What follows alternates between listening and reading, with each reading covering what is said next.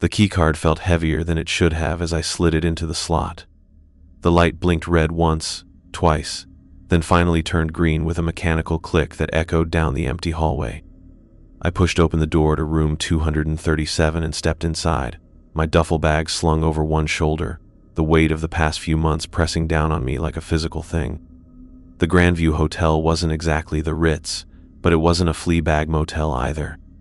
Somewhere in between the kind of place business travelers stayed when their company was watching expenses, or where people like me ended up when they needed somewhere to disappear for a while.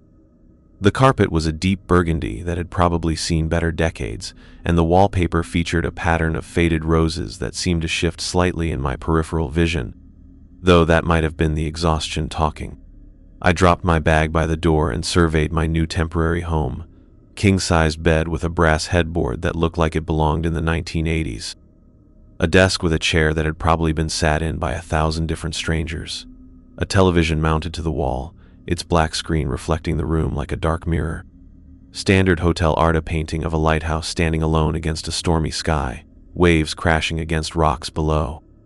The bathroom was clean enough, with those little bottles of shampoo and soap that hotels seemed to think made everything more luxurious. I splashed cold water on my face and caught my reflection in the mirror. 3 weeks since I'd lost my job at the accounting firm. 2 weeks since Sarah had told me she needed space to figure things out. 1 week since I'd decided that maybe the best thing for everyone was if I just went away for a while. The Grandview had been the first place that came up when I'd searched for extended stay rates. The woman at the front desk, Mrs. Chen, according to her name tag, had been friendly enough, though there was something in her eyes when she handed me the key, a look I couldn't quite place. Concern, maybe, or pity. Room 237, she'd said, her voice carrying the slightest tremor. 3rd floor, elevators just down the hall. If you need anything. She'd trailed off, and I'd waited for her to finish the sentence, but she never did. Just smiled that professional hotel smile and turned her attention to some paperwork. Now, standing in room 237, I understood why it might have been available. The place felt off, not in any way I could put my finger on, exactly. The room was clean, the bed looked comfortable, the air conditioning hummed along quietly, but there was something about the space that made my skin crawl. Like standing in a cemetery at midnight, nothing overtly wrong, but every instinct screaming that you shouldn't be there. I unpacked my few belongings, some clothes, my laptop, a bottle of whiskey I'd picked up at the liquor store on my way into town. The bourbon was cheap, but it would do the job. I poured 3 fingers into one of the plastic cups from the bathroom and settled into the desk chair, staring out the window at the parking lot 3 stories below. The Grandview sat on the edge of town, surrounded by nothing but empty fields and a strip of fast food restaurants, the kind of place where people came to disappear, temporarily or otherwise. I raised the cup in a mock toast to my reflection in the dark window. To rock bottom, I said aloud, then drained the bourbon in one burning gulp. The first night passed without incident, though I slept poorly. Every time I started to drift off, I'd hear something: footsteps in the hallway, voices through the walls, the elevator's mechanical wheeze as it carried invisible passengers up and down. Standard hotel noises, I told myself. Nothing to worry about. But there was something else, a sound I couldn't identify, like whispers just below the threshold of hearing. I'd lie there in the dark, straining to make out words, but the moment I focused on it, the sound would fade away. Like trying to remember a dream after waking, the harder you try, the more it slips away. Around 4 a.m., I gave up on sleep and made my way to the window. The parking lot below was empty, except for a few scattered cars, their metal surfaces gleaming under the sodium lights. But as I watched, I noticed something strange. One of the Carsa dark sedan parked near the edge of the lot had its headlights on. Not bright, just the dim glow of parking lights, but enough to be noticeable in the pre-dawn darkness. I watched for 10 minutes, waiting for someone to come out and drive away, but nothing happened. The car just sat there, patient and waiting, like a predator watching for movement. When I looked again an hour later, as the first hints of dawn began to creep across the sky, the car was gone. I spent the next morning at the hotel restaurant, nursing coffee and pretending to read emails on my laptop. In reality, I was watching the other guests, trying to get a feel for the place. There was a businessman with nervous eyes who kept checking his phone, an elderly couple who spoke in hushed tones and never quite looked at each other, a woman traveling alone who picked at her breakfast and stared out the window like she was waiting for something. All of them seemed subdued somehow, like they were carrying weights I couldn't see. The businessman caught my attention in particular. He was probably in his 50s, well-dressed but with the frayed edges that came from too much stress and too little sleep. His hands shook slightly as he lifted his coffee cup, and he kept glancing toward the windows as if expecting to see something he didn't want to see. When he got up to leave, he dropped his napkin. I picked it up, intending to return it, but he was already gone. The napkin had writing on it, not printed text, but handwritten notes in shaky script. Day 4, still here, can't leave, can't stay, room 241, God help me. I folded the napkin and put it in my pocket, though I wasn't sure why. Everything all right with your room? Mrs. Chen appeared at my table, coffee pot in hand. Fine, I said, though I did hear some noise last night. Other guests, I assume. Something flickered across her face. What kind of noise? Just voices, footsteps, hotel sounds. She refilled my cup even though it was still half full. The Grandview is an old building. Lots of history. Sometimes the walls. They remember things. I looked up at her, but her attention was already elsewhere, moving on to the next table. An odd thing to say, but then again, hotel staff probably heard all kinds of complaints. Maybe she'd developed a poetic way of explaining away the building's quirks. Mrs. Chen, I called after her. How long have you worked here? She paused, considering the question as if it were more complicated than it seemed. 23 years, she said finally. My husband and I bought this place when the previous owners retired suddenly. Must have seen a lot of changes over the years. Some things change, she said, and her eyes flicked briefly toward the ceiling, toward the 3rd floor where my room was located. Some things stay the same. That afternoon I tried to work on my resume, but the words wouldn't come. How do you explain being fired for performance issues when the real problem was that you'd been slowly falling apart for months? How do you sell yourself to potential employers when you're not even sure who you are anymore? The breakdown at work had been spectacular in its mundanity. No screaming, no throwing things, no dramatic exit. I'd simply sat at my desk one Tuesday morning and realized I couldn't remember what I was supposed to be doing, not just that day, but with my life. I'd stared at the computer screen for 3 hours, unable to make sense of the numbers and spreadsheets that had once been second nature. When my supervisor, Janet, had asked if everything was okay, I'd looked at her and said, I don't think I exist anymore. Not the most professional response, but it had been the truth. The mandatory counseling session with HR had been worse. They'd been kind, understanding, concerned about my mental health. But underneath the sympathy, I could see the calculation: how quickly could they get rid of me without opening themselves up to a lawsuit.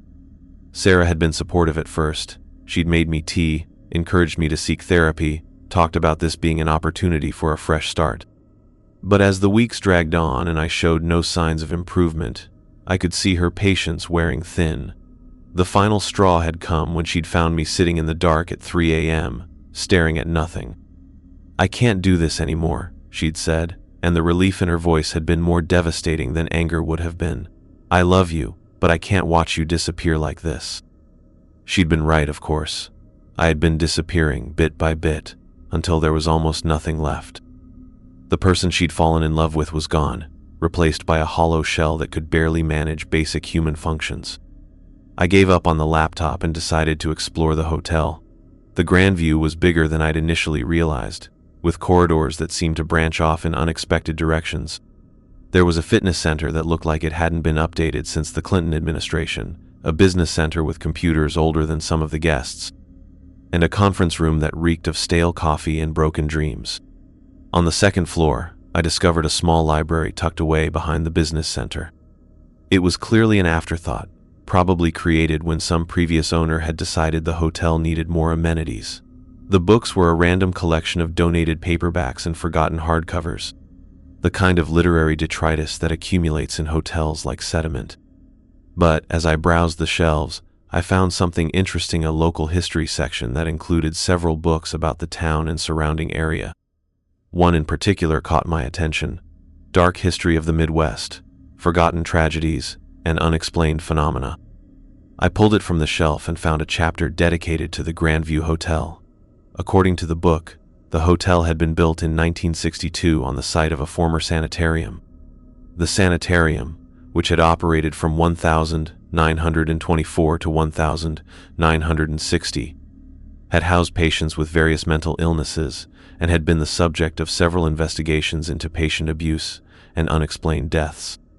When the sanitarium was finally shut down, the records were sealed and the building was demolished. The Grandview had been constructed a year later, using some of the original foundation and even some of the interior materials that had been salvaged from the sanitarium. The book mentioned several incidents at the hotel over the years, though it was vague on details. Guests have reported unusual experiences, including voices, apparitions, and feelings of overwhelming despair. The hotel management has consistently denied any connection between these reports and the property's history. What really caught my attention was a footnote that mentioned room 237 specifically. Several guests have reported particularly intense experiences in room 237, which is located directly above the former site of the sanitarium's isolation ward. I closed the book and looked around the empty library. Suddenly, the hotel's atmosphere made more sense. If the building really had been constructed on the site of a mental institution, and if room 237 was positioned above what had once been an isolation ward, then maybe what I was experiencing wasn't entirely psychological. Not that it mattered, really. Whether the room was genuinely haunted or I was simply having a breakdown, the effect was the same. I was losing my grip on reality, one whisper at a time. The third floor, where my room was located, felt different from the others.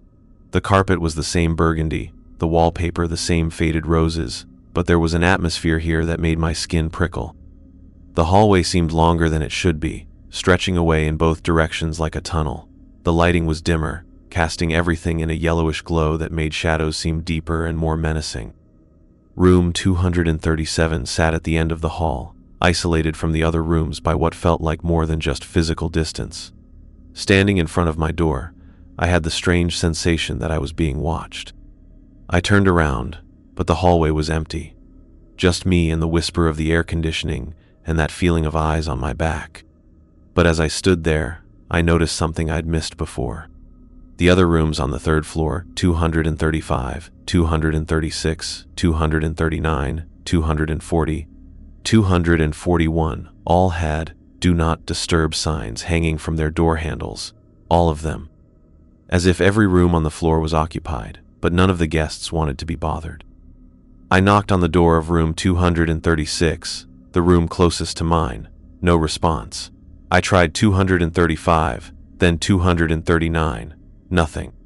Either the guests were all out, or they were all sleeping very soundly in the middle of the afternoon, or the rooms were empty, and someone had put the signs up to create the illusion of occupancy. But why would anyone do that? Inside my room, I poured another bourbon and tried to shake off the unease. It was just an old hotel. Old buildings had character, quirks. The fact that I was in a fragile emotional state didn't mean the place was actually haunted or cursed or whatever my imagination was trying to convince me of. But as the sun set and darkness crept across the parking lot, I found myself reluctant to turn on the lights. There was something comforting about the dim glow filtering through the curtains, something that made the room feel less occupied. Because that was the thing I couldn't shake, the feeling that I wasn't alone in room 237. I decided to test a theory. I left my room and walked down the hallway, checking each door I passed. The "Do Not Disturb" signs were all still there, but I noticed something else. There were no sounds coming from any of the rooms. No television, no conversation, no running water, nothing. At the elevator, I pressed the call button and waited. When the doors opened, I stepped inside and pressed the button for the second floor. As the elevator descended, I watched the floor indicator above the door. Third floor, second floor, first floor, and then it kept going. The elevator didn't stop at the first floor. It continued down to a basement level that wasn't marked on any of the buttons. When the doors opened, I found myself looking at a long, dimly lit corridor that stretched away into darkness. The walls were bare concrete, and the air smelled of dampness and decay. This wasn't a normal hotel basement. It looked more like the corridor of an institution. I stepped out of the elevator, and immediately the doors closed behind me. When I pressed the call button, nothing happened. The elevator was gone, leaving me stranded in what I was beginning to suspect was the original sanitarium basement. The corridor stretched ahead of me, lined with metal doors that looked like they belonged in a prison. Each door had a small window at eye level, and as I walked past them, I couldn't resist looking inside. The first room was empty except for a metal bed frame and a few pieces of medical equipment that looked decades old. The second room was similar, but the walls were covered with scratch marks, as if someone had been trying to claw their way out. The third room made me step back in horror.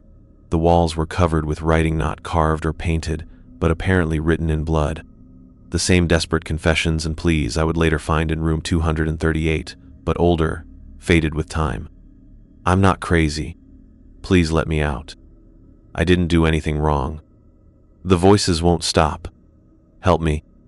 I continued down the corridor, each room revealing more evidence of the sanitarium's dark past. Medical restraints still attached to bed frames. Experimental equipment that looked more like torture devices than therapeutic tools. And in every room, more writing on the walls, the final desperate words of patients who had been forgotten by the world above. The corridor ended at a heavy metal door marked Isolation Ward. I tried the handle, but it was locked. Through the window, I could see a staircase leading upward. Following the stairs with my eyes, I realized they led directly to the third floor of the hotel, directly to room 237. I heard footsteps behind me and turned to see a figure approaching through the dim corridor. As it got closer, I realized it was Mrs. Chen, but she looked different. Younger, somehow, and wearing a nurse's uniform that belonged to a different era. "You shouldn't be down here," she said, her voice echoing strangely in the confined space. "How did you get down here?" "The elevator." "The elevator goes where it needs to go," she interrupted, "just as people end up where they need to be." "What is this place?" "You know what it is." She gestured to the doors lining the corridor. "This is where they brought the ones who couldn't be helped. The ones who were too lost, too broken, too dangerous to themselves and others. The sanitarium was shut down decades ago. Buildings remember," she said, echoing her earlier words. "Especially buildings that have seen so much pain. The Grandview was built on top of this place, but it never really went away. It just changed." Room, down by 37, is directly above the isolation ward. Yes, the most desperate cases were kept there. People who had lost everything, including hope. People who, she looked at me meaningfully. People who had nothing left to lose. "Why are you showing me this?" Mrs. Chen, or whatever she was, smiled sadly. "Because you need to understand what you're dealing with. Room 237 isn't just haunted by the dead, it's haunted by despair itself. It collects hopelessness, feeds on it, grows stronger from it. That's impossible." "Is it? You've felt it, haven't you? The pull, the whispers, the sense that you don't belong anywhere else." She stepped closer, and I could see that her eyes were not quite right, too deep, too knowing. "Room 237 calls to people like you. People who are already lost. It offers them what they think they want. Which is an ending." The lights in the corridor flickered and went out, plunging us into complete darkness. When they came back on a moment later, Mrs. Chen was gone. I was alone in the corridor, standing in front of the locked door to the isolation ward. I tried to retrace my steps, but the corridor seemed different now, longer. The doors I passed were different. Some were open, revealing rooms that were no longer empty. I caught glimpses of figures in outdated clothing, patients and staff from the sanitarium's past, all of them staring at me with hollow, desperate eyes. At the end of the corridor, where the elevator should have been, there was now only a blank wall. I was trapped in the basement of a building that had been demolished 40 years ago, surrounded by the ghosts of people who had died in despair. I pressed my back against the wall and closed my eyes, trying to make sense of what was happening. This had to be a hallucination, a break from reality brought on by stress and alcohol and isolation. None of this could be real. But when I opened my eyes, I was back in my hotel room, sitting in the chair by the window. The bottle of bourbon was in my hand, half empty, and the sun was setting outside. According to the clock on the nightstand, only a few minutes had passed since I'd left to explore the hotel. Had I imagined the entire experience? Had I never left the room at all? I looked down at my hands and felt my blood go cold. There was dust on my palms, the kind of fine, chalky dust that accumulates in abandoned buildings, and under my fingernails was what looked like dried blood. The second night was worse. I woke up around 3 a.m. to the sound of running water. At first, in my groggy state, I thought I'd left the bathroom faucet on. But as consciousness returned, I realized the sound was coming from somewhere else. From above, maybe, or next door. The steady rhythm of water hitting porcelain, like someone taking a very long shower. I lay in bed listening, waiting for it to stop, but it continued. 15 minutes, 20. Finally, I got up and pressed my ear to the wall adjoining the next room. The sound was clearer here, definitely running water, and something else. A voice, low and indistinct, like someone talking to themselves. "Hello?" I called through the wall, feeling foolish even as I did it. The water stopped immediately. The voice fell silent. Then, after a moment that stretched like an eternity, 3 soft knocks came from the other side of the wall, deliberate, purposeful. I knocked back, twice. Nothing. I waited by the wall for another 10 minutes, but there were no more sounds from the adjoining room. When I finally went back to bed, I found myself staring at the wall, wondering who was on the other side and why they'd stopped everything the moment I'd acknowledged their presence. But sleep wouldn't come. Every time I closed my eyes, I saw the sanitarium corridor, the desperate writing on the walls, Mrs. Chen's 2 knowing eyes. I got up and poured another drink, then another, trying to blur the edges of my memory. Around dawn, I finally dozed off in the chair. When I woke, there was a piece of paper on the floor beside me, as if it had been slipped under the door. It was hotel stationery, with a message written in the same shaky handwriting I'd seen on the businessman's napkin. Room 237, Day 2. The walls are getting thinner. Can hear them talking on the other side. They know I'm here. They're waiting for me to join them. Don't think I can hold out much longer. If anyone finds this, don't let them put you in this room. It's not safe. It's not just a room. It's a trap. Michael Harrison, traveling salesman from Detroit. Tell my wife I'm sorry. I read the note 3 times before it sank in.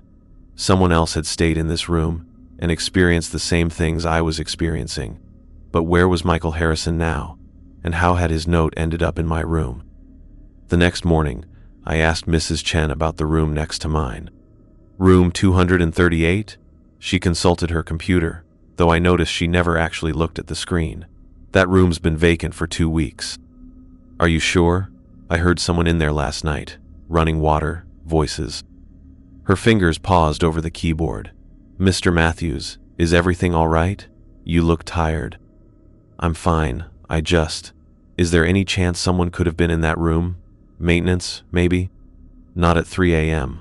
She studied my face with the same concerned expression I'd seen when I'd checked in. Would you like to switch rooms? We have availability on the 2nd floor. I almost said yes. Every rational part of my brain was screaming that I should take her up on the offer. But there was something else, a stubborn streak that had gotten me into trouble before. I didn't want to run from an empty hotel room like some kind of scared child. No, I said.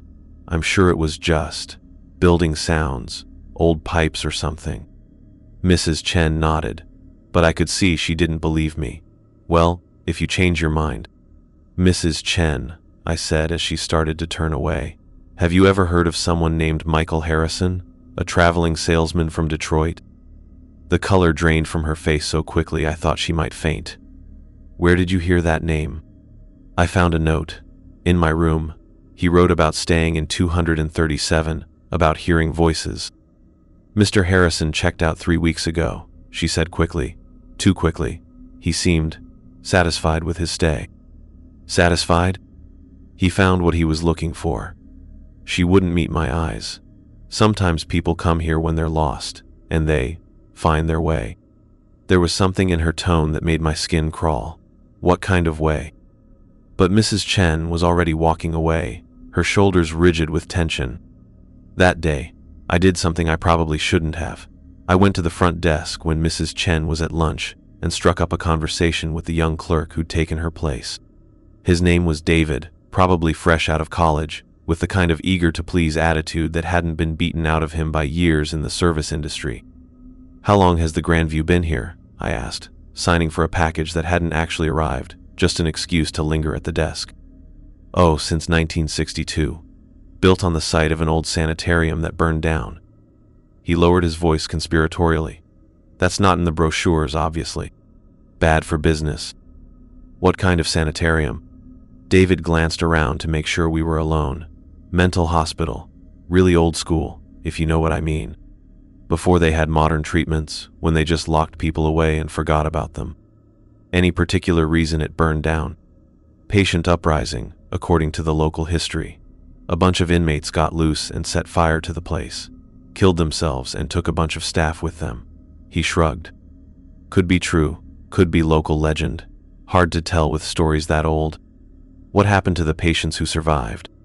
"That's the weird thing. According to the records, there weren't any survivors, but the building wasn't completely destroyed. Parts of the foundation, some of the basement levels, they were still intact when they built the hotel." A chill ran down my spine. "They built the hotel on top of the old sanitarium?" "Yeah, pretty much. Saved money on construction, though." He hesitated. "There have been some incidents over the years." "What kind of incidents?" David looked nervous. "Look, I probably shouldn't be telling you this, but there's a reason certain rooms are usually kept empty. Management doesn't like to talk about it, but we've had a lot of problems with guests in those rooms." "Room 237. His face went pale. "You're staying in 237? Jesus, why didn't anyone tell me? Mrs. Chen never puts guests in that room unless..." He trailed off. "Unless what?" "Unless they're..." He struggled for the words. "Unless they're already in a bad place. Mrs. Chen has this theory that some rooms call to certain people. People who are in crisis, who are considering permanent solutions to temporary problems." My blood ran cold. "Are you saying the room is some kind of suicide magnet?" "I'm saying that room 237 has seen more than its share of tragedies, and the people who end up there usually aren't in a good headspace to begin with." He pulled out a thick binder from under the counter and flipped through pages of what looked like incident reports. When he found what he was looking for, he turned the binder toward me. "These are the reports from the last 10 years. Maintenance calls, noise complaints, guest incidents. Look at the room numbers." I scanned the pages, and my stomach dropped. Room 237 appeared over and over again. Guest complaints about voices, water running, knocking on walls. Maintenance reports about plumbing issues that couldn't be found. And worse incident reports about guests who had been found dead, always ruled as suicides or accidents. Michael Harrison. I read from one of the more recent entries. Found deceased in room 237. Apparent self-inflicted gunshot wound. No weapon recovered from scene. Next of kin notified. "That was 3 weeks ago," David said quietly, "right before you checked in." I felt sick. Mrs. Chen said he checked out, that he was satisfied with his stay. In a way, I guess he was. David's voice was grim. "Look, I don't know what's really going on with that room. Could be psychological people in crisis gravitating toward a place that feels like their mental state. Could be something else. But I do know that most people who stay in 237 don't leave the same way they came in." "What do you mean?" "They either leave stronger, having faced whatever brought them here, or they don't leave at all." I stared at the incident reports, seeing my own future written in their pages. How many people have actually left stronger? David was quiet for a long moment. "Not many," he admitted. "Maybe 1 in 10. The rest." He shrugged helplessly. "What makes the difference between the ones who make it and the ones who don't?" "I think it comes down to whether they're really ready to fight for their lives, or if they've already given up before they even get here." I thought about that as I walked back to my room. Was I ready to fight, or had I already given up? The truth was, I wasn't sure. I'd come to the Grandview because I didn't know what else to do, not because I'd made any kind of decision about my future. I was drifting, letting circumstances carry me along like a leaf on a river. Maybe that was the problem. Maybe room 237 could sense that I hadn't really chosen to live. I'd just been going through the motions, hoping someone or something else would make the decision for me. That evening, I sat in the hotel bar, nursing a whiskey and trying to figure out what I actually wanted. It was a harder question than it should have been. For so long, I'd been defining myself by what I'd lost: job, girlfriend, apartment, sense of purpose, that I'd forgotten to ask what I might want to gain. The bar was quiet, with only a handful of other guests scattered around small tables. I recognized the nervous businessman from breakfast, still glued to his phone. The elderly couple sat in a corner booth, barely speaking to each other. The woman traveling alone was at the bar, 3 stools down from me, staring into her wine glass like it held the answers to the universe. "You're in 237, aren't you?" I turned to find her looking at me. Up close, I could see she was younger than I'd initially thought, maybe mid-30s, with dark hair and eyes that seemed older than her years. "How did you know?" "You have the look." She took a sip of her wine.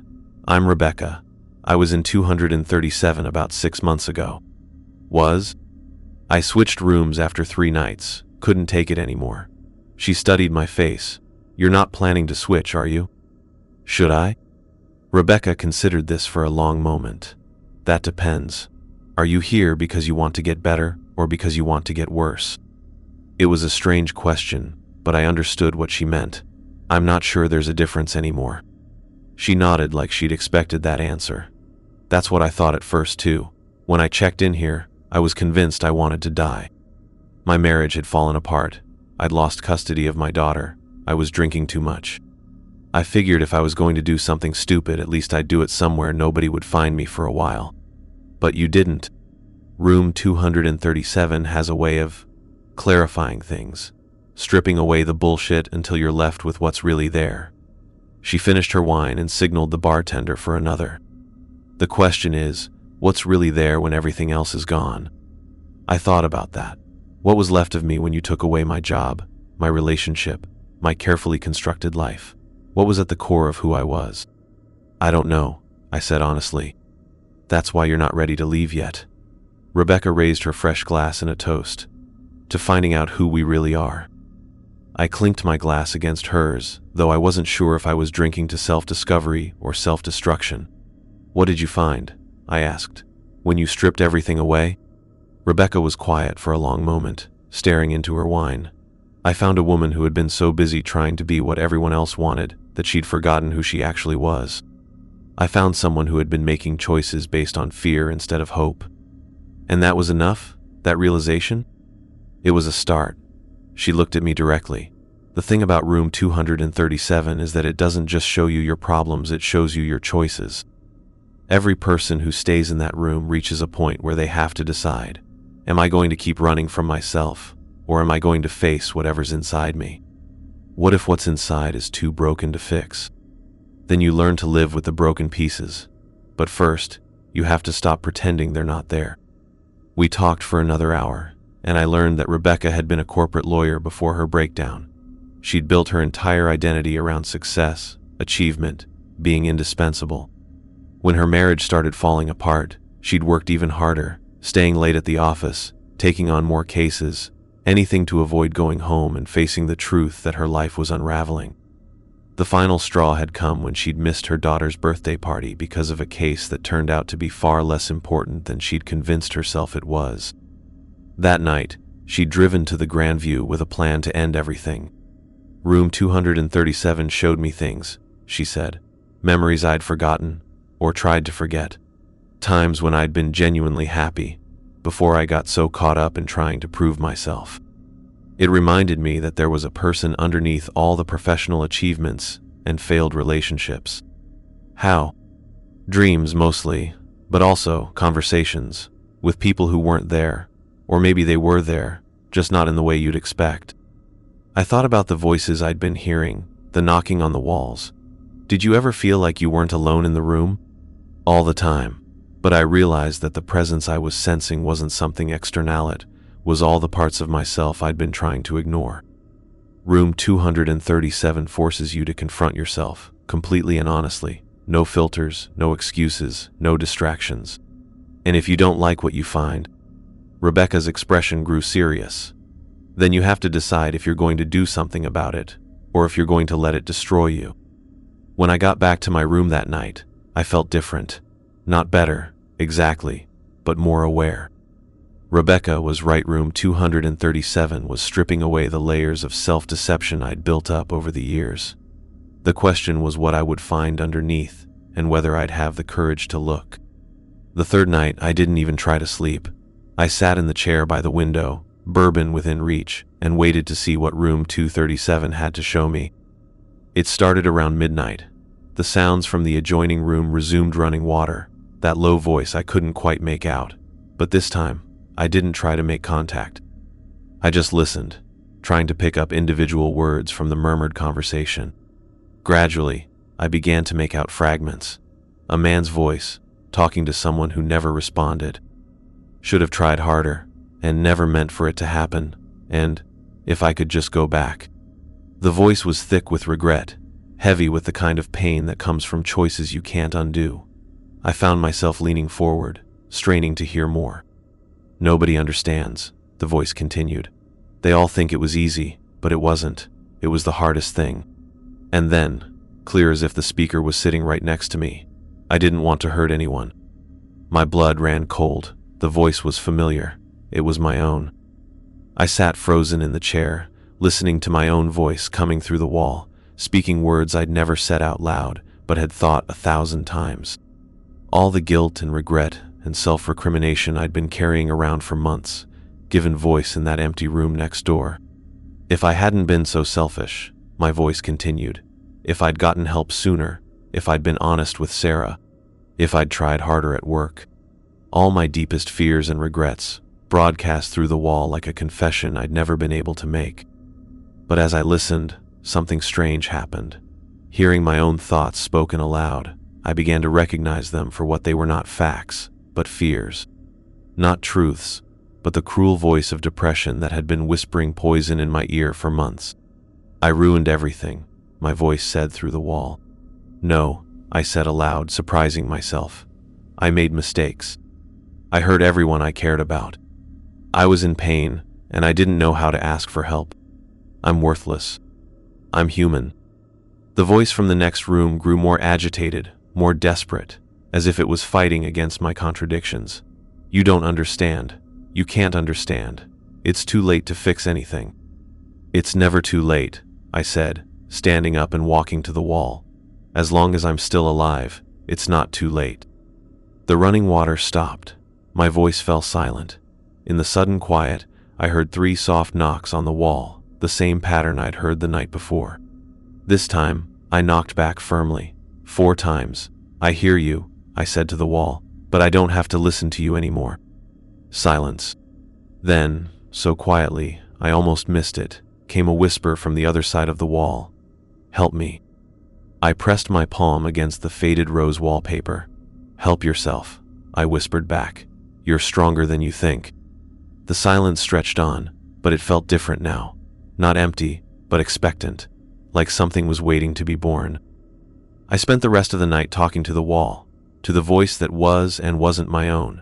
I told it about Sarah, about how we'd met in college when we were both different people with different dreams, how we'd grown apart slowly, imperceptibly, until we were strangers sharing the same bed, how I'd been too proud to admit I was struggling, too ashamed to ask for help. I talked about my job, about how I'd taken it because it was safe and stable, not because it meant anything to me. How I'd spent years going through the motions, collecting a paycheck for work that felt meaningless. How I'd convinced myself that was what being an adult meant, sacrificing happiness for security. I talked about my family, about how we'd never learned to communicate beyond surface pleasantries, how I'd inherited my father's stoicism and my mother's tendency to internalize everything, how I'd been carrying their unexpressed emotions along with my own. And slowly, as the night wore on, I began to understand something. The voice in room 238 wasn't trying to hurt me, was trying to heal me. It was taking all the toxic thoughts I'd been harboring and reflecting them back to me, forcing me to confront them directly. By dawn, I felt emptied out but also cleaner somehow. like I'd lanced an infected wound and finally let all the poison drain out. When the sun came up, I made a decision. I was going to start fighting back. The fourth day, I didn't hide in my room. I got dressed, went down to the hotel restaurant, and ate a real breakfast, not just coffee and toast, but eggs and bacon and fruit. Food that would give me energy instead of just filling the void. Then I went to the business center and started making phone calls. The first call was to a therapist I'd looked up online. Dr. Sarah Hendricks specialized in depression and anxiety, and she had an opening that afternoon. I made an appointment. The second call was to my former supervisor, Janet. I'd been dreading this conversation for weeks, but it was time to face it. "Mark?" Janet sounded surprised to hear from me. "How are you doing?" "Better," I said, and realized it was true. I wanted to apologize for how I left things. I was dealing with some personal issues, and I didn't handle them well. "You don't need to apologize. We were all concerned about you. Are you getting help?" "I am now. I'm seeing a therapist today, actually." "That's great to hear, and Mark, if you ever want to come back, we can talk. Your work was always good when you were yourself." It wasn't a job offer, but it was a door left open. That was more than I'd expected. The third call was the hardest. Sarah's number was still in my phone, though I hadn't used it in weeks. She answered on the third ring. "Mark?" "Hi, Sarah. I know you probably don't want to hear from me." "Actually, I do. I've been worried about you. Where are you?" "I'm figuring some things out. I wanted to call and say I'm sorry. Not for breaking up, you were right to end things, but for making you feel like you had to take care of me. That wasn't fair." There was a long pause. "Are you okay? You sound different." "I'm working on being okay. I'm seeing a therapist, trying to get my head straight." "I'm glad," she said, and I could hear the relief in her voice. "I didn't want to give up on you, but I didn't know how to help." "You did help by being honest about what you needed. I just wasn't ready to hear it then." We talked for another few minutes, and while it wasn't a reconciliation, it felt like forgiveness for both of us. That afternoon, I drove to Dr. Hendricks' office. She was a woman in her 50s with kind eyes and a no-nonsense manner. After I'd told her about the last few months, she sat back in her chair and studied me. "You said you've been staying at the Grandview Hotel. You know it?" "I've had several patients over the years who've stayed there during crisis periods. There's something about that place that seems to attract people who are at crossroads in their lives." "Have you ever heard of room 237? Dr. Hendricks raised an eyebrow. "You're staying in 237? You know the room?" "I know of it. Several of my patients have mentioned it specifically. They describe intense experiences, confrontations with aspects of themselves they'd been avoiding." "Do you think the room is actually haunted?"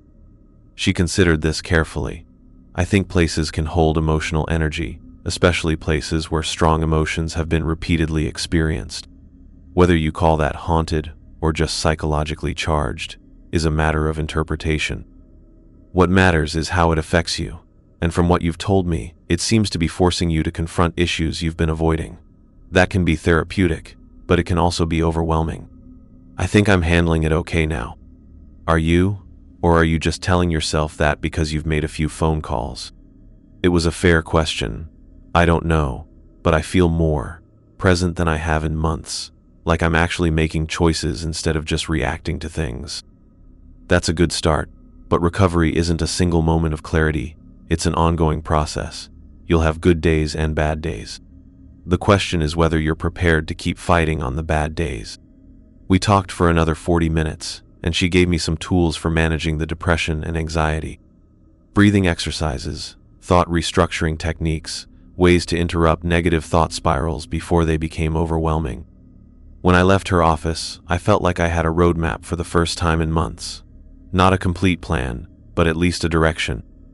That evening, I went back to the hotel bar and found Rebecca at the same stool she'd occupied the night before. "You look different," she said as I sat down beside her. "I feel different. I made some calls today.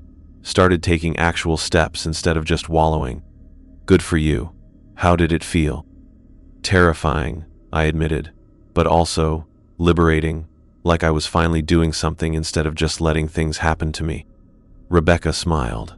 That's the difference between surviving and living. Surviving is just enduring whatever comes your way. Living is making conscious choices about what you want your life to be. Is that what you learned in room 237? Among other things, she signaled for another wine. I also learned that you can't run from yourself forever. Eventually, you have to turn around and face whatever's chasing you. And if what's chasing you is stronger than you are, then you find help. You build a support system. You stop trying to handle everything alone. She looked at me seriously. The people who don't make it out of room 237 are the ones who refuse to ask for help, even when help is available. We talked until closing time, and when I went back to my room, I felt ready for whatever the night might bring. The fourth night was different from the others. There were no voices from the adjoining room, no phantom footsteps, no mysterious sounds, just silence. But around 2 a.m., I woke to find that the wallpaper on the wall adjoining room 238 had changed. Where there had been faded roses, there was now a door knot, a real door, but a door drawn or painted onto the wall in incredible detail. It looked old, wooden, with brass hardware that seemed to gleam in the dim light from the window. I got up and approached the wall cautiously. Up close, I could see that the door wasn't just painted on it, was somehow three-dimensional, as if it existed in the wall itself. There was even a handle, brass and worn smooth by countless hands. Without thinking, I reached out and turned the handle. The door opened. Beyond it was room 238, but not as I would have expected it to look. This wasn't an empty hotel room, it was a vast space that seemed to stretch away into infinity. The walls were covered with writing, thousands upon thousands of words written in different hands, different languages, different substances. The final thoughts and confessions of everyone who had ever passed through room 237. And floating in the center of this space, like islands in a dark sea, were scenes from my own life. Moments I'd forgotten or tried to forget, playing out in 3 dimensions like holographic movies. I saw myself as a child, hiding in my bedroom while my parents fought downstairs. I saw myself in college, choosing accounting over art because it was practical. I saw myself with Sarah, the moment I'd stopped really listening to her and started just waiting for her to finish talking. I saw myself at work, going through the motions day after day, year after year, slowly dying inside but too afraid to change anything. I saw the exact moment when I'd given up on my dreams and settled for a life that felt safe but empty. And I saw the moment when everything had started to fall apart, not because of any single event, but because I'd been building my life on a foundation of fear and compromise for so long that it couldn't support the weight anymore. But I also saw other moments, times when I'd been genuinely happy, when I'd acted with courage or kindness or hope, moments I'd forgotten in the midst of all the regret and self-recrimination. I saw myself helping an elderly neighbor with her groceries every week for 3 years, never thinking it was anything special. I saw myself staying late at work to help a confused coworker understand a complicated project, not because I had to, but because it was the right thing to do.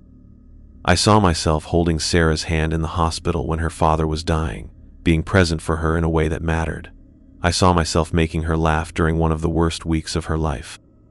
The scenes played out around me like a museum of my own existence, and I realized that the story I'd been telling myself about my life, that I was a failure, that I'd never done anything worthwhile, that I'd hurt everyone I'd ever cared about, was incomplete. Yes, I'd made mistakes. Yes, I'd caused pain, but I'd also brought joy, comfort, help, love. I was a complex human being with both light and shadow, not the one-dimensional villain I'd cast myself as. A voice spoke from the darkness beyond the floating scenes, and this time I knew it wasn't my own. Do you understand now? I turned toward the voice and saw a figure approaching through the maze of memories. It was a man about my age, but his hair was completely white, and his eyes held a depth of exhaustion I'd never seen in anyone living. "You're Michael Harrison," I said. He nodded. "I was. I stayed in your room 3 weeks ago. I couldn't find my way out. But you're dead," the incident report said. The incident report was wrong. I didn't kill myself. I just got lost in here. He gestured to the space around us. This place shows you everything, every mistake, every failure, every moment of pain you've ever caused or experienced. It's easy to get overwhelmed, to lose track of the good things. How do I get out? You choose to, but you have to really choose and not just say you want to live, but actually commit to building a life worth living. What if I'm not strong enough? Michael smiled sadly. Then you end up like me, stuck between the living and the dead, unable to move forward or back. I looked around at the floating memories, at the walls covered with desperate confessions, at the infinite space that seemed to stretch in all directions. It would be easy to get lost here, to become paralyzed by the weight of my own existence. But I thought about the phone calls I'd made that day, about Dr. Hendrick's office, about Rebecca's words in the bar. I thought about all the people who had tried to help me over the years, all the opportunities I'd been too proud or too scared to take. I thought about the choice that had been in front of me all along, to live fully, with all the risk and pain and uncertainty that entailed, or to exist in the liminal space between hope and despair. I choose to live, I said aloud. Michael nodded. Then go. But remember, choosing to live isn't a one-time decision. You'll have to make that choice again and again, every day, sometimes every hour. Are you prepared for that? I'm prepared to try. The space around me began to shift and change. The floating memories faded, the walls of text dissolved, and I found myself back in room 237, standing in front of the wall that once again showed only faded rose wallpaper. But something had changed. The oppressive weight I'd felt in the room was gone, replaced by something lighter. Not happiness exactly, but possibility. I spent the rest of the night making plans, real plans, not just vague wishes. I would continue seeing Dr. Hendricks. I would look for a new job, something that meant something to me, instead of just paying the bills. I would reach out to old friends I'd lost touch with, rebuild the social connections I'd let atrophy. Most importantly, I would stop running from myself. I would face my problems head on, ask for help when I needed it, and stop pretending that I could handle everything alone. When the sun came up, I packed my bags. Mrs. Chen was at the front desk when I checked out. She looked at me with those knowing eyes, but this time there was something different in her expression. Pride, maybe, or relief. "How was your stay?" she asked. "Life. Changing," I said honestly. She smiled a real smile, not the professional hotel smile. "I'm glad to hear that. Will you be staying with us again?" "No," I said. "I don't think I'll need to." For the first time since I'd met her, Mrs. Chen looked genuinely happy. "That's wonderful. That's exactly what we hope for." As I loaded my bag into my car, I looked up at the third floor of the Grandview Hotel. Room 237's window was dark, but I could swear I saw a figure standing there, not menacing, but watchful, waiting for the next lost soul who would need to discover what they were really made of. I didn't wave goodbye. 6 months later, I was living in a small apartment across town, working at a nonprofit that helped people in crisis. It wasn't glamorous work, and it didn't pay much, but it felt like something I was supposed to be doing. I'd started seeing Dr. Hendricks weekly, joined a support group, begun the slow process of putting my life back together. Sarah and I had coffee sometimes, as friends. We would never get back together, but we'd found a way to care about each other without the toxic dynamic that had destroyed our relationship. She was dating someone new, and I was genuinely happy for her. I'd reconnected with old friends, made new ones, started painting again, something I hadn't done since college. The paintings weren't very good, but they were mine, and that felt important. Most importantly, I'd learned to recognize the voice of depression when it whispered poison in my ear. I had tools now for fighting back, for challenging the negative thoughts before they could take root and grow. There were still bad days. Days when I woke up feeling like I was back in room 237, surrounded by all my failures and mistakes. But on those days, I remembered what Michael Harrison had told me, that choosing to live isn't a one-time decision. It's something you have to do again and again, every day, sometimes every hour. And so far, I kept choosing to live. I never told anyone about what really happened in room 237. Who would believe it? But sometimes, when I was helping someone who was at their absolute lowest point, I would think about that hidden door and the choice I'd made not to go through it. Not everyone gets that choice. Some people are too far gone, too lost in their own pain, to find their way back. But for those who do get the choice, it comes down to a simple question. Do you let go, or do you hold on? I held on. One night, about 8 months after leaving the Grandview, I was driving home from a late support group meeting when I saw something that made me pull over. The hotel was just visible from the highway, its windows glowing like tired eyes in the darkness. But one window was different. The window of room 237 was blazing with light, not the warm yellow of incandescent bulbs, but a cold, white radiance that seemed to pulse with its own rhythm. I sat in my car on the shoulder of the highway, watching that window, and I said a prayer for whoever was in room 237 that night. A prayer that they would find the strength to face whatever the room showed them. A prayer that they would make the same choice I had made. A prayer that they would choose to live. Because in the end, that's all any of us can do. We can choose, every day, every hour, every moment, to keep fighting for our lives. We can choose to face our demons instead of running from them. We can choose to ask for help instead of suffering alone. We can choose to believe that tomorrow might be better than today, even when today feels impossible to survive. The light in room 237's window pulsed once more, then went dark. I put my car in drive and headed home, to my small apartment and my simple life and my hard-won peace. I had chosen to live, and I would keep choosing, for as long as I had breath in my body.